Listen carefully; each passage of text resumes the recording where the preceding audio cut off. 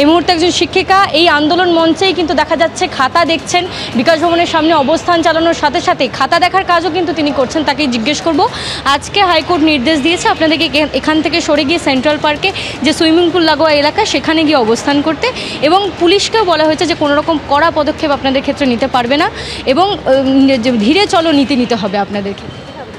সরকার প্রতিনিয়ত চাইছেন আমাদের আন্দোলনকে প্রতিহত করার, কিন্তু আমরা আমাদের যে আন্দোলনের যে উদ্দেশ্য তাতে আমরা অনড়।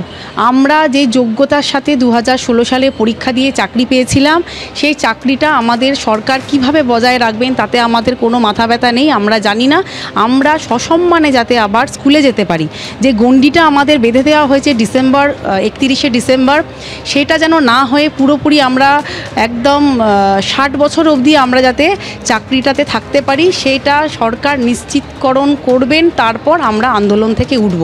এবার সরকার বারবার বলছেন যে ওনারা চাকরি আমাদের কেড়ে নেননি, তাহলে আমাদের প্রথম প্রশ্ন, চাকরিটা তাহলে আমাদের গেল কেন? আজকে আমাদের এই খাতাগুলো রাস্তায় বসে দেখতে হচ্ছে কেন? এটা আমাদের বড় প্রশ্ন। তাহলে চাকরিটা আমাদের গেল কেন? সবই যখন আইন মেনে হবে, সবই যখন আইনের ঊর্ধ্বে কিছু নয়, তাহলে আমাদের ওএমআর পাবলিশ করা হলো না কেন? যখন সুপ্রিম কোর্টে বারবার নির্দেশ দেওয়া হয়েছে ওএমআর পাবলিশ করার জন্য, তাহলে সেখানে আমাদের ওএমআর পাবলিশ করা হলো না কেন? তাহলে আজকে আমাদের এই দিনটা দেখতে হতো না?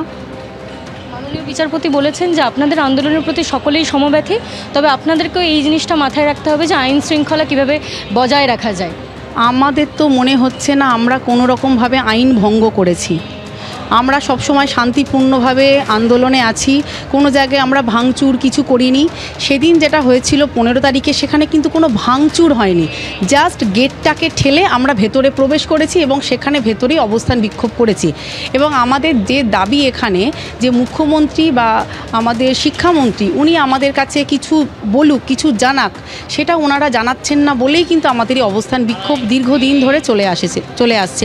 প্রথমে বললেন চিঠি দিতে, সেটা দেওয়া হয়েছে, মেল করতে, সেটাও করা হয়েছে, কিন্তু এখনও পর্যন্ত কোনো রিপ্লাই আমরা পাইনি।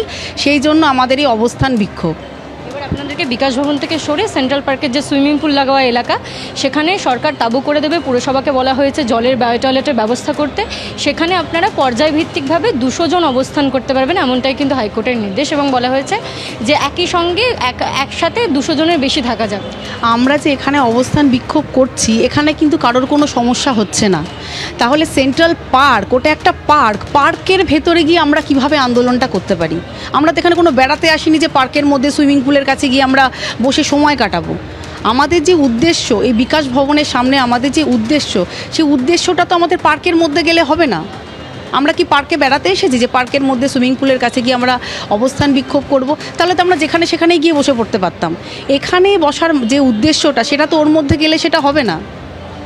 সেই জন্য আমরা এখানেই অবস্থান বিক্ষোভ করব। হ্যাঁ, এটা আলোচনা সাপেক্ষ আছে। কোনো লিখিত অর্ডার যতক্ষণ না কিছু আসছে ততক্ষণ আমরা এখানেই থাকছি। হাইকোর্টের লিখিত নির্দেশ না এলে তারা এখান থেকে সরবেন না, এমনটাই জানাচ্ছেন। বিকাশ ভবনের সামনে তাদের আন্দোলন করার এক অন্য প্রাসঙ্গিকতা রয়েছে। পার্কের ভিতরে চলে গেলে লোকচক্ষের সামনে থেকে সরে যাবেন, এমনটা তারা মনে করছেন। এবং সে কারণে চাকরিহারা শিক্ষিকা আমাদেরকে যেমনটা জানালেন যে তারা কিন্তু এখনও পর্যন্ত এই বিষয়টা আলোচনা সাপেক্ষ রেখেছেন। তাদের যারা নেতৃত্বস্থানীয় রয়েছেন তারা আসবেন এবং আলোচনার পরেই সিদ্ধান্ত গৃহীত হবে যে তারা এই অবস্থান ত্যাগ করে ভিতরে গিয়ে সেন্ট্রাল পার্কের ভিতরে সুইমিং পুল লাগোয়া এলাকায় অবস্থান করবেন, নাকি বিকাশ ভবনের সামনেই আন্দোলন চালিয়ে যাবেন।